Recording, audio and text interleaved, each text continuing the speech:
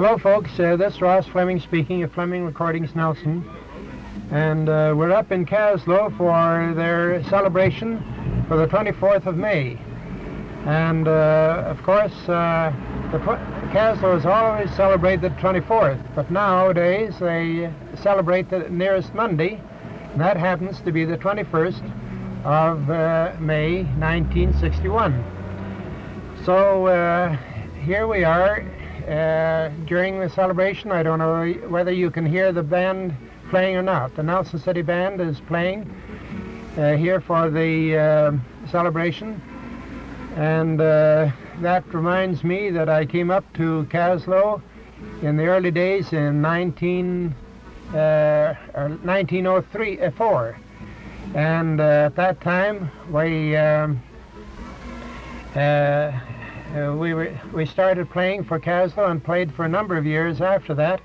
The year previous, 1903, we played in Weimar. That was our first appearance after we were organized. So here we are back in the early times, along with some of our old timers, but there are not so many around now. But the wife just brought along an old school mate of hers, Mr. George Palmer. And so we'll have to, I find that our old-timers now are second generation old-timers, same as myself. So George, what is your full name? George Arthur Palmer. George Arthur Palmer. And where were you born? I was born in England in October 2nd, 1890. 1890. And when did you come to Canada? In 1891. 1891. Oh, you're only a year old then, eh? Only a year old. Well, that is pretty early. You wouldn't remember much of England by that. Then where did you come to in Canada? Well, we first came to Red Deer, Alberta. Red Deer, Alberta. And your parents, what did your parents do? What was your father's trade? My dad wanted to go fireman, and he tried that and found out it wasn't so hot. I see. What was his trade before that? A gardener. A gardener? Yeah. Well, he should have, he was familiar with the soil, but that was, there were certain conditions in regard to farming, wasn't there? Yes, there was. On the prairies. And around that time, things were not very good on the prairies. No. I know that's the year we came, 1897 is the year we came west, and that was the reason for us coming west, is because things were pretty bad on the prairies at that time. And you were married here, were you, George? No, I was married in England during the First War. Oh, yeah, I see, during the First War. And what is your wife's name? No, she was Dorothy Howick. Dorothy Howick. Howick, oh yes. Mm-hmm. And she came out to BC with you. She came out to BC right after the war in 1919. I suppose she thought that this was a little different than England. Oh yes, but she liked it. She liked it a lot. Oh, that's good. All right. So that's fine. Well, that's very nice. Well, what was your trade, George? Well, I really had no trade. I was a little bit of everything. I worked in the mines, in the mills, and around in the woods. Mm-hmm. Then as a carpenter at times. Mm-hmm. Anything that's copped up. I see. You're a jack, what we used to call a jack of all trades, eh? Well, that is pretty nice. And, what were your hobbies or pastimes? Well, no real hobbies of that except hunting and fishing. Hunting and fishing, eh? Traveling. Well, now, did you have any particular experiences when you're hunting or prospecting? Well, I've been out prospecting, and as I have often told a lot of people, they won't believe me, but I went to bed with 9 bears. Well, no, 9 bears. You're a little bit hoggish, weren't you? Well, there were big ones too, and they didn't like my looks a bit. So They didn't like your company? They all left before morning. Well, how? Where was this that you met these, or bunked in with these 9 bears? That was up on the range in between Kootenai Lake and East Kootenai. Oh, yes. And I went into a basin there one evening and started to set up camp. When I stopped to look around, I could count 9 bears within plain view of me. Oh, is that so? And I see. And you didn't panic, eh? no, I stayed there, and I wondered whether I had to shinny up a tree for to sleep, but they never interfered with me a bit. I see. Oh, I was wondering when you first mentioned that you'd gone into a cabin or something like that when there were 9 bears. No cabin. Just out in the open, eh? Yes. Well, that is nice that they kept a respectable distance. And, well, now, you were here pretty early. Do you remember some of the colorful old-timers of the early days? Oh, yes, I remember quite a few of them. Mm-hmm. Oh, would you name a few? Well, some of the old people around, if there's any left, they will remember old Ferry Jack. And one I would like to mention a lot. He used to tell us a lot of stories. He was known as Sailor Jack. Sailor Jack, I see. And a lot of the boys and girls around about that time should remember him. Yes. Because he used to tell us old stories about the sea and that. What is his proper name? Now, that's one thing I never knew. That wasn't necessary at those times, as long as you knew his name was Sailor Jack. He went for that name. Ferry Jack, how did he get that name? Well, he came up from Ferry. He came up, I see. He was quite a case. Uh-huh. And then there was Red McCloud. He was well known. Uh-huh. He was not the Rory McCloud that used to be around Ainsworth. No, I knew him too. He was another McCloud altogether. I see. And I think one was from Nova Scotia and the other, Red, was from Ontario. I see. Uh-huh. Well, that's, of course, I suppose, let me see, the, what is the kid, what is his name now? Oh, Owen Desmond? Yes. Oh, yes, I knew him well. He was very, very well liked around the town. Mm-hmm. And he run one of the hotels. Uh-huh.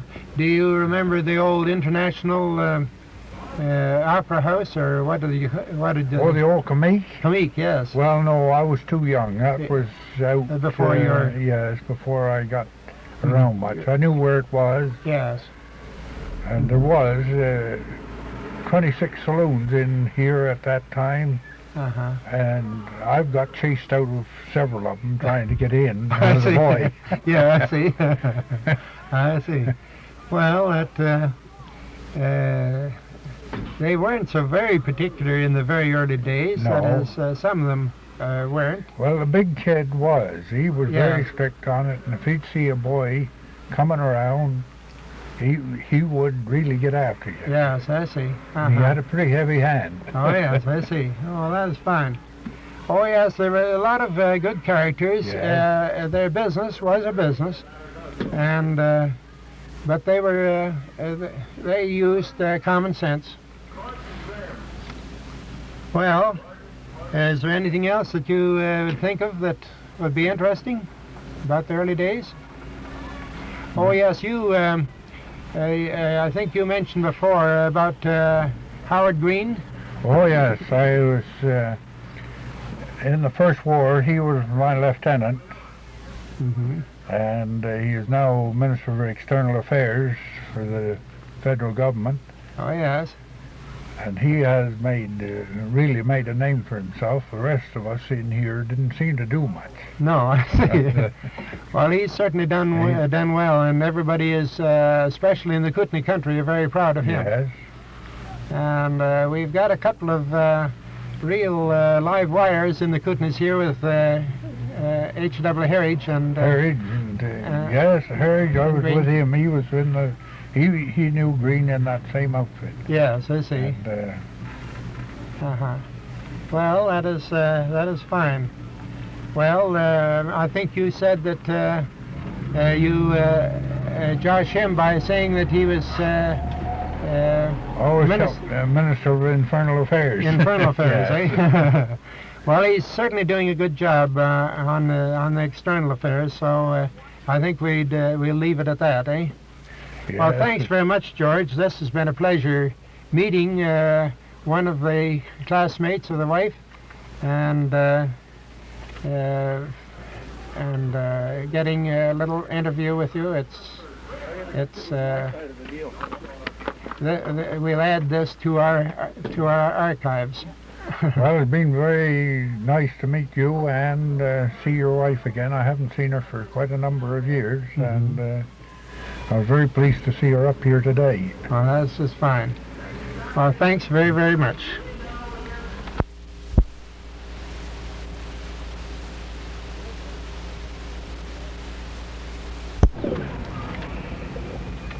Hello, folks. This is Ross Fleming of Fleming Recordings Nelson, and we're up in Kaslo today to help Kaslo celebrate its 24th of May. Now, the 24th of May has been a wonderful anniversary for each year for Kaslo. I don't know when it started. It's celebrating the 24th, but it's been a long, long time. When I came up here first, it was 1904 with the Nelson City Band, when it was newly organized. We played our first outside engagement in Weimar in 1903. But for a good many years, we used to come up here to the 24th of May celebration, which was held on the 24th. And we were brought up here by the boats in the early days. And it was quite a thing to call on all the wayports, especially Ainsworth and places like that, to pick up passengers for the 24th of May. So, in any case, we're pretty well acquainted with Kaslo. In the car with me today, I'm tape recording on the Butoba portable tape recorder in the car, and I have with me Clarence White, who is certainly an old-timer in Kaslo. Clarence, what is your full name? Clarence John White. Clarence John White. And where were you born? In Kaslo. In Kaslo. In fact, I was the third boy born in Kaslo, and all the other two ahead of me were about a month or two ahead of me. Oh, is that so? And I was the first boy born on the hill. Is that a fact? Yes. Well, that's something too. Well, I remember you quite early, of course. You were playing baseball and different other sports, yeah. And hockey and so on. And of course, me being with the band, I'd always be seeing these people who were taking part in sports. And you also married a girl by the name of Minnie, the same as I did, Minnie Skillicorn. That's right. And I knew her and knew her parents in the early days. And now you had the unfortunate loss of your first wife, didn't you? In 1918, the flu. 1918 yeah. with the flu. Well, now that I lost my father the same year and the same reason. And then what is your second wife's maiden name? Ethel Irene. Ethel Irene. Mm-hmm. Ethel Irene Garrett was her name. Garrett, yes. oh yes. Mm-hmm. And where was she born? She was born in Ferguson. Ferguson. Mm-hmm. Well, now we won't call it the sticks, but you certainly kept to the upper country. Oh yes. Well, at that time when she was born there, it wasn't the sticks. They had a bank and they had a hospital and several things there. There was quite a little community at the time. I see. Uh-huh. Well, that was quite true about the early days, wasn't it? In a lot of these places like Lardo and Argenta, and That's right. A lot of these places were quite live places in the early days. they had their great hopes and prospects too, didn't they? That's right. And now, according to the latest news, why this country seems to be due for a comeback, doesn't it? It does. If the consolidator will go through with the Meg on the Duncan, and the dam goes in, why, I don't see why it shouldn't be very good around here for a while. And it wanted to attract a lot of tourist trade when they If we get our roads fixed so they're safe to drive over them. Mm-hmm. And but you have fairly good prospects of that too, haven't you? Oh yes, we have. I think they will. Uh-huh. Yes. And you have good grades and everything like that to get to the to Revelstoke, is it? Oh yes, perfect. Yes, I see. Well, I certainly hope that that comes about, because it'll be a good thing for the whole part of Kootenai. Sure will. It'll add to each part. Well, now, what has been your occupation? Well, after I had left school, I worked in the concentrators for quite a number of years, for a good many years. And after that, I worked for the city. I started the city in 1929 and worked for a while, and then I went on steady at 1935. I see. As foreman of public works and the waterworks. I see. And so that you've been working for the city for how many years now? Well, 35, pretty close to 30 years now. That's all. Mm-hmm. Well, that's over that, but 35 for the present job. Mm-hmm. 30. And what has been your hobbies or your community interests? Well, hunting and fishing and golf. Since I quit playing baseball and hockey, I've went into golf. You think the golf? I had it. The golf is as close to a hockey stick as you can get now, I guess. That's as close as I can get to a hockey stick. That's right. Well, they have certain similarities. How's your game? Oh, not now, not so good. Not so good? I'm beginning to slip. Oh, yeah. Your eye is not quite as good as it used to be? No. And, well, now, in your hunting, what success have you had in hunting? Oh, generally we have very good luck. Of course, we haven't the big game around here outside of bear, goat, and deer, which we always very lucky to get them. We can always get them when we go after them, as a rule. I see. Have you any funny stories about bears? Well, nothing much, only I have been scared several times, but I don't know whether I think the bear was more scared than I was, or at least he figured he was, because he got away before I even got turned around. Oh, I see. You'd meet one once in a while. Yes, I was pushing a bicycle one time going to work one morning about 5 o'clock in the morning, and I walked onto the bridge, and the bridge there was coming off it, and I was going on it. Oh, that's all. And I couldn't turn around. I had the bicycle, but the bear beat me to it. He turned around and away he went. Oh, that's all. Well. He didn't know what kind of an animal that was, eh? Well, I was tickled to see him go, anyhow. I see. Well, have you any humorous memories of the early days? Any of the early day characters? Well, I don't know. There's lots of them. If a person could just think of them now, but there was lots of them at one time. Uh-huh. Early day men who used to be at celebrations such as Oh, yes. Well, of course, we always had Owen Desmond, what we called the big kid, quite a ball player at one time. Uh-huh. And a lot of these old fellas, Ed Latham and Reuter and all that. Well, of course, they've all gone now. Yes. But those days, I don't know, seemed to be there was something going on all the time. At one time, we had 24 saloons going here, so there was always something doing. Yes. Uh-huh. Well, let's see now. You were born, what year were you born? In 1893. 1893. 24th September. That was just about a year before the big flood here. That's right. That's right. Well, now, that wasn't the flood of biblical times, but it was certainly a very serious flood. It sure was. And fire for Kaslo, wasn't it? That's right. Of course, you were pretty young then. I don't remember anything about that. I was too young, but it was very close to us. We lived right not too far from the bank of the creek at the time. Uh-huh. And the whole part of the town, the lower part of the town, was flooded. Yes, I've got pictures of it. And it was certainly quite a serious flood. Well, that was quite a big event in Kaslo's life. Well, now I don't. Do you think there's anything else that is interesting? No, nothing very much. I mean, as years go along, there's been lots of interesting years, but just at the time, a person can't recall them, you know. No.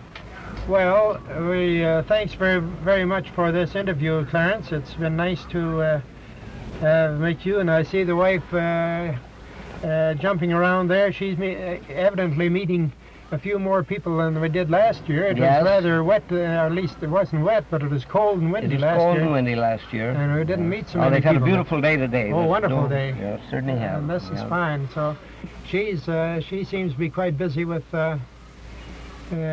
meeting. And it's funny, you know, somebody told me that Mrs. Fleming was up. I said, well, I've got to go and see her. Then I walked right on and didn't know her when I did see her. So, Mrs. Houston was with her, you know. Oh, and yes. Mrs. Houston said, well, you know who this is. Well, of course, as soon as I looked, that was fine. I knew it was Minnie then. Sure. Well, that's very fine, and it's been a pleasure to have met you again. Well, it's sure nice to see you people come back up here. It's And, very, very nice. It certainly seems like a second home to us. Well, it sure is. We used to enjoy it so very, very much coming up here, even if after I quit the band work, it was a pleasure to come up here and meet all the old timers. Well, Ross, we sure appreciate of this band coming up. It's very, very nice to have the band. Yes, it does make a big difference. Oh, I'll say it does. Yes. Yeah. Well, thanks very much. Okay, well, the best of luck to you. Thanks very, very much. And best to you and your... How many children have you got? We just got one boy, one adopted boy. One adopted boy, That's right. He's 17 now. I see. And he's quite a boy. Uh-huh. Of course, you know what they're like when they're 17. Oh, sure. He wants to be sitting behind a wheel all the time. And keeps you interested. Oh, I'll see he does. Well, okay, well, bye now. Bye now. This is Ross Fleming of Fleming Recording speaking. And we're up in Kaslo this 21st of May. The car here with me today before my portable Butoba microphone. Mr. Green, who has been mayor of Kaslo for quite a number of years, and also in the fire department. We'll let him delineate his different experiences. Now, what is your full name, Mr. Green? Roy Elvin Green. Roy Elvin Green. And you're the son of who? I'm the son of Johnny Green, one of the early pioneers of the community. I see. A brother of Robert Green, and he was a brother of Sam Green, a pioneer merchant here. Oh, yes. Uh-huh. Well, you're a grandson of them. I'm a grandson of Johnny's, and the grandnephew of old Robert's, and the grandnephew of Sam's. Well, they certainly took part in a lot of early history of the Kootenai Lake district, we might say. Of course, Kaslo and Ainsworth and different parts. Forks. So, yes, Robert was the first mayor of Kaslo in 1893, and when the corporation relinquished the city charter in, I think it was 58 or 59, I was the last mayor. well, I see. So that we had a Green, the first mayor, and the last mayor of the city of Kaslo. Well, you weren't green to politics to any extent, were you? No, I never went into politics. But you've in civic politics, you've had quite a long experience. How many years were you in the council and mayor? I went into the council first in 38 and had one term in the council, and then I ran for mayor and was elected on 4 subsequent occasions. Oh, yes. Until the final, my final term was in 1959. Oh, yes. Last year, or in 1959, I thought it was time to take a holiday before I made too many mistakes. Oh, I see. Well, now, you quit the morality just about the time that you changed to the village status. Yes, that was in confidence. Really, I ran the last term in order to establish that record of having a Green of our family having been the first and the last mayor of the city of the Corporation of Kaslo. Oh, I see. Now, there were reasons for you changing back to the status of a village from a city. Could you give me briefly the reason for that? Yes, there is a reason in this direction that it seemed to us to be rather a foolish thing to be carrying on as a city, where we were carrying city responsibilities such as education, heavier load of education, heavy police duties. One thing and another would amount in our budget to possibly $5,000 a year. Mm-hmm. And we figured that if we could effect a change that would affect a saving, mm-hmm. that it was a reasonable thing to do. Mm-hmm. The only thing we lost was a little prestige, and that prestige was costing us too much at the tune of $4,000 or $5,000 a year. Yes, I see. Uh-huh. It has had no material effect whatever on the community that I can see. No, I see. Uh-huh. Except a financial advantage. Yes. Well, I thought that there was some particular reason for changing back, and I don't think it's any disgrace at all, as far as that's concerned. If we just realize which is our best place. We felt that to continue on as a city was bordering on the ridiculous with a population of 650 people. Allowing your pride to overrule your reason. That's right. Yes. Well, that is fine, and but you still are active, of course, in community work in as much as you've been a member of the fire department for a good many years, haven't you? That's right. I've had, in 1947, I had a 20-year presentation for a 20-year service, I should say. Mm-hmm. I had about a 5-year term as chief. Then I retired as chief to continue the work in the council. Mm-hmm. And then last year, by common consent, the boys of the volunteer department voted me in as chief again. Mm-hmm. And I've had the honor to carry on since, and I hope that I can carry on for a considerable length of time. Well, that's nice. It's an interesting type of work, public service. Yes, it's a type of public service that we feel that we can be a benefit to each and every person in the community, besides unorganized territory around the community. Very nice. Rewarding thing. That's a very good gesture, and it's very nice that it's a credit to the village that they have men that are dedicated to the work, as you seem to be, and are willing to carry it on, and had the experience to back you up. Well, I started to serve in fire departments when I was 16 in Ontario, and I've had an almost unbroken record of service in volunteer fire departments. So it becomes a part of a person's life, really. Yes. The fire alarm can't go anywhere but what you want to be on the job. Sure. Well, now, even with that busy schedule, have you done any other community work? I'm pretty sure that they didn't hold you to that. No, I have managed to get snarled up in almost every activity that's been going on, from celebrations such as this one to smaller celebrations that we have from time to time, smaller parties. Mm-hmm. I'm very interested in the Boy Scout work. Mm-hmm. I reorganized the Boy Scout troop here in '42 and carried on for a number of years. And then due to all the available halls being taken up during the occupation by the Japanese during the war, we were more or less shunted onto the street. Mm-hmm. And we had a little lapse in that work for a time. Then there was further reorganization took place some years ago, and we have developed this old hatchery building down here into a new scout hall, probably the best scout hall in the province of British Columbia. Wow. And I've been active in that, and at the present time I'm chairman of the Boy Scout Association locally. Yes. Wow.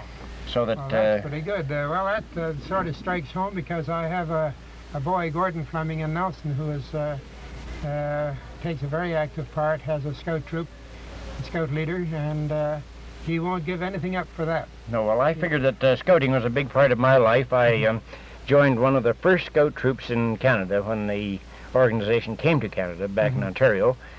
And I enjoyed that so much, and enjoyed the leadership that's provided for us in the organization, that I felt I wanted to carry on. It has been a very rewarding work, and has been a great thing in the development of my own life. Yes.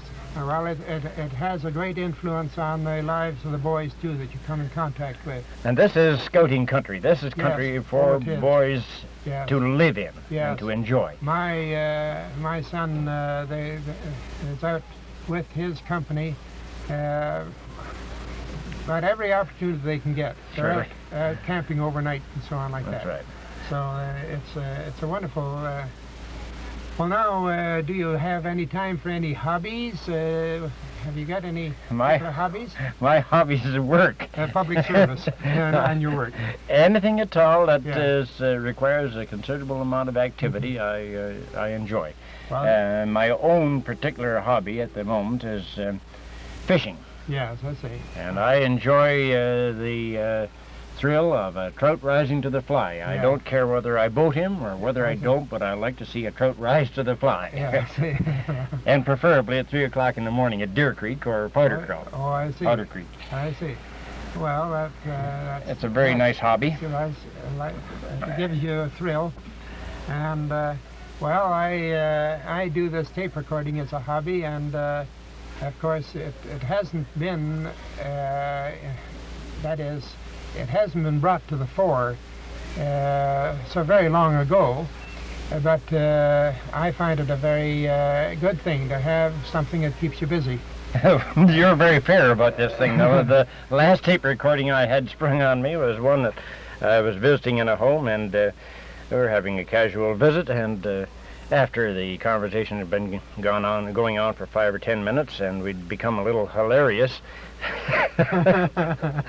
Somebody started to play over it. They pulled a newspaper off this machine, and I discovered it was a tape recording. Well, I discovered some very shocking things about my voice and my mannerisms, and I said that I would never talk into a mic for a tape recording again, but here I am trapped, you see. I see. I've got you enclosed in the car here. I didn't lock the doors, but I... No, I'm quite willing to talk. Yes, I know you are. But it is... I pulled that stunt. I've pulled that stunt a couple of times now. But it is... you can get a little fun out of that, all right. Well, now, have you any... of course, you have an illustrious relation in Howard Green. We all feel very proud about him, and I'm sure you do too. Well, I had one pulled on me the other day in this regard. Father Bile from Nelson was up, and he said, "Well, how's the Minister of External Affairs today?" And I said, "Father, what do you mean?" And he said, "Well," he said, "he's one of the family, isn't he?" I said, "Yes, he's one of the family." But I said, "Father, it's just this way. There are two main heavenly bodies. One's the moon and the other's the sun. And the moon can only shine by reflected glory." That's what Father said. "Oh, well," he says, "it's one of the family anyway. Something to be very proud of." We are very proud of Howard. We think the world of him as a person. We think he got a tough job. He's second cousin of mine. A second cousin. Oh, yes. And I feel sorry for the man. It's too big a job, too heavy a job for a man of his age, for a man of his temperament, and for a man of his honesty. Yeah. I think it must be very difficult for him to see all the shades, get all of the meanings of the different approaches that he has to contend with on the part of trained diplomats. Because Howard, I think, has got not a one-track mind, but a straight mind. And it must be very difficult for him to deal with the oblique approaches, the differences that come up in diplomatic relations that he just wouldn't want to deal with in that manner, you see. I think he's just a little bit too square and too honest to be a good minister of external politician. affairs. Oh, he's a good politician, Yeah. all right, but I mean, as a minister of external affairs. Well, he seems to be doing a darn good job, and he's very highly respected by all people, Yes. other countries as well as our own. And all power to his elbow. I think that he'll leave his mark as being one of the most straightforward and honest men we've had in that position. I don't think there's any doubt about No. that. No, I Well, only it hope is that it doesn't injure him. yes. Well, there's that is the trouble, at least the risk that a good many of these public men have to stand up to. You take a lot of the presidents of the United States, and by the time they're through with their terms, they've aged considerably, That's right. and it's taken a lot out of them, and so that it's a hard life.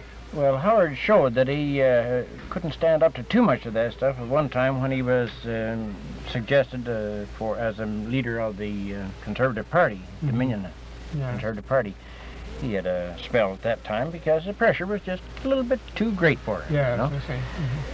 But Well, I certainly hope that he doesn't do him any harm, that he's able to stand up to it. and he's got a great helper too. Hello there. So, we anyway, we'll just a minute. Yeah. Uh, anyway, Roy, it's been a pleasure to have met you today, and to have had this tape recording, and I've been planning on getting some of you people, but it's a little bit too much to hope to get some of the pioneers. We've got to rely now on the second generation, and of course I feel at home with them because I'm of the second generation myself.